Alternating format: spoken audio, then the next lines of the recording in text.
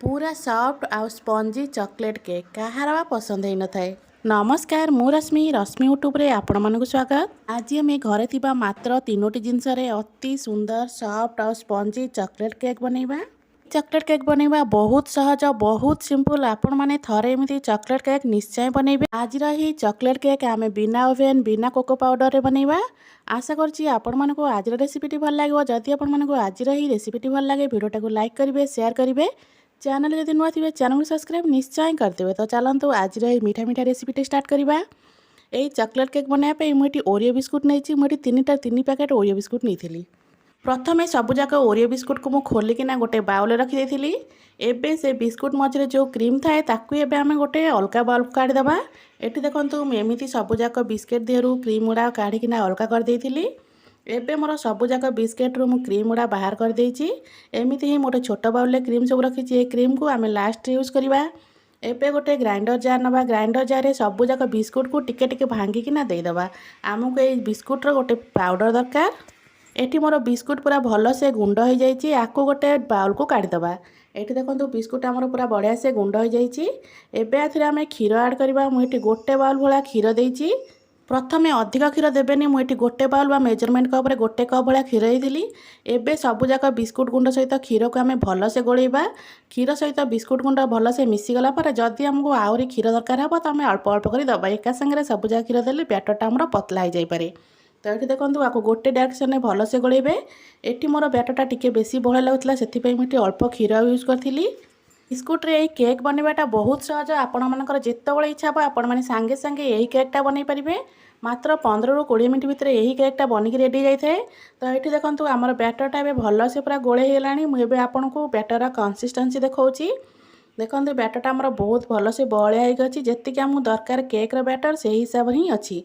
तो आपको एबे आमे साइड करवा। एबे जिबा नेक्स्ट स्टेप को। आज आम जो केक बनवा ना कड़े बनवा ना प्रेसर बनवा। आज आम केक गोटे डिश रे बने। जो डिश रे आम केक बनवा ताकू मु गैस ऊपर रखी। गैस रो फ्लेम को पूरा सिम कर देछि। को छाड़िबा भल से गरम होवा पई। जो थरे मु केक बनैबी जो केक टी ने ता देरे मु भल से तेल देइथिली। एबे तेल देइकी सेथिरे अल्प मैदा देइथिली।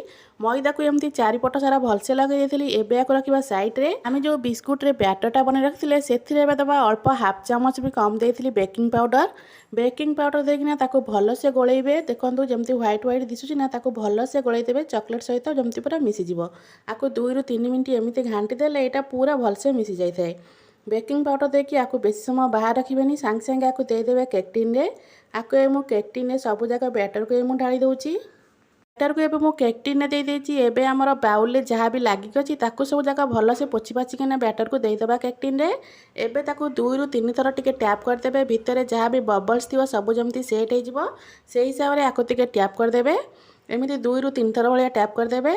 एबे आको नै कि आमे जो डिश बसैथिले ना ता ऊपर आको रखिबा। डिशटा को बसैबार मोर 10 मिनट भाया होगलानी। डिशटा आमर पूरा बढ़िया से गरम होगलानी। एबे ता भितर गोटे स्टैंड रखुची। जदि आपण मन पाखरे एमिति स्टैंड नथिबो तो ताटियाटा को आपण माने उल्टेकिना रखि परिबे। एबे ता भितर रखि दउची केक टिन को। एबे ताको घोड़ेकिना छाड़ी दबा पूरा 20 मिनट पई बेक होवा पई। बिस्कुट रो मझिरू आम जो क्रीम रा सब काढ़ी रखिथिले ता देरे मु दउची एबे 2 चमच भाया क्षीर। छोट चमच रे 2 चमच भाया क्षीर देबे। बेसी पतला करिवेनी। एबे ताको भल से गोलेइबे। 2 ରୁ 3 मिनिट भाया भल से गोलेइबे। गोटे डायरेक्शन में गोलेइबे जेमिति एटा पूरा हमर बहलिया हे जिवो। देखंतु एटा हमर केते बहलिया हेलानी। तो आको आ गोटे मिनिट खंडे गोलेइ देला परे हमर पूरा गोटे क्रीम टे प्रस्तुत हे जिवो केक रे देबा पई। तो एबे हमर क्रीमटा पूरा रेडी हो गला। आकु रखिदेबा साइड रे। एबे हमर देखिबा हमर केकटा हेलानी कि नाही।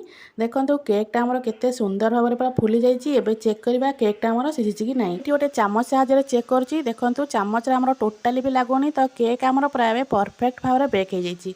तो आकु एबे काढी दबा। काढी किना छाड़ी दबा 15 मिनिट पई ठंडा हवा पई। ठंडा हे सला परे आमे आकु टे डेकोरेट करबा। तो आकु मु छाड़ी दउची ठंडा हवा पई। जेहेतु केकटा आमर पूरा भल से हो जाइए तो चारिकड़ जगह देखो पूरा भल से छाड़ी जाइए। तो 15 मिनिट पर आपको गोटे थाली रखिदेवे। थाली उपर आपको एमती उल्टाई टैप करदेवे। केकटा आमर पूरा बढ़िया से बाहर जाव। देखो केते स्पंजी और सॉफ्ट होइछि आमर केकटा। आमर केक टिन ने टोटाली भी लागेनी। पूरा बढ़िया से बाहरी आछि। एबे आपको आमे मझिरू 2 फाळ भलिया करबा। आपण माने चाहिले छुरी साहाय्य करि परिबे। नहले गोटे सूता साहाय्य मझिरू आपण माने आको 2 भाग करदेबे। तो देखंतु मु एठी मझिरू केमती आको 2 भाग करछि। मु एठी गोटे सूता नेइतिली। सूता साहाय्य पूरा समान भाव में 2 भाग कर देथिली। तो मुझे देखा आमर केकटा केते स्पंजी होती यहाँ पूरा गरम थिला कला बेले आपण मैंने ठंडा कर सारा पर एमती को काटे। तो देखो मुझे दी भाग भाया करदे भितरटा आमर केते जालीदार केते स्पंजी होती देखूँ। तो आपको मुझे गोटे साइड रे पूरा अलगा रखीदे आउ फाड़े केक रे आमे जो मन रखी ना क्रीमटा को क्रीमटा गोटे फाड़ केक रे आमे देदेबा भल से पूरा चारिपट जाक लगेदेबा। क्रीमटा पूरा चारिपट सारा भल से लगिगला आरपट जो केक आम रखीचे ना ताकू एबे आ ऊपर आम सेट करदे देखूँ एम देदेबे आउपर एबे मुझे अल्प चॉकलेट सिरप आपण मैंने चाहिए किसी भी कॉफी चॉकलेट को एमती टिके मेल्ट करके आउपर एमती दे पारे पेस्ट करकिना एबे सबुजाक केक उपर मु चॉकलेट को दे दूची। एटी कही रखुची जदि आपण मानकु आजिर एही रेसिपीटी भल लागिबो वीडियोटा को लाइक करेंगे शेयर करेंगे चैनल जदि नुआ थे चैनल को सब्सक्राइब निश्चय करदेवे। तो ये देखो सबुजाक चॉकलेट सिरप को मु केक उपर पूरा भल से दे देइची। एबे ताकू आमे टिके डेकोरेट करबा चॉकलेट सिरप दे सारा पर आम केकटा केते सुंदर देखाउची ना। एबे आकू आमे जेम्स चॉकलेट देके डेकोरेट करबा मु केक ऊपर सारा सबुजाक पूरा जेम्स चॉकलेट दे देथिली आपण मानकु जेमिति पसंद आपण माने सेमिति एटा को डेकोरेट करि परबे। मु एटा को सिंपल वे रे जेम्स चॉकलेट दे देथिली। तो ये देखो आमर यहाँ पूरा रेडी हो गला आपको मु आधा घंटा पे छाड़ी दूची फ्रिज रे आपको फ्रिज रे आधा घंटा पे छाड़ीदबा तापर आमर केक पूरा रेडी मोर आधा घंटे भाया हो गलानी। एबे मु केकटा को काटिकी आपण मानकु देखौची देखंतु केकटा आमर केते बढ़िया स्पंजी पूरा हेची भितर भी मध्य पूरा जालीदार हेतिला। तो एबे आपण मानकु मु देखौची आजिर एई केक रेसिपीटा केमिति आपण मानकु लागिला आपण माने कमेंट करके निश्चय कहिबे। जदि आपण माने चैनल नुआ थिबे तो चैनल को सब्सक्राइब निश्चय कर देबे। जय जगन्नाथ।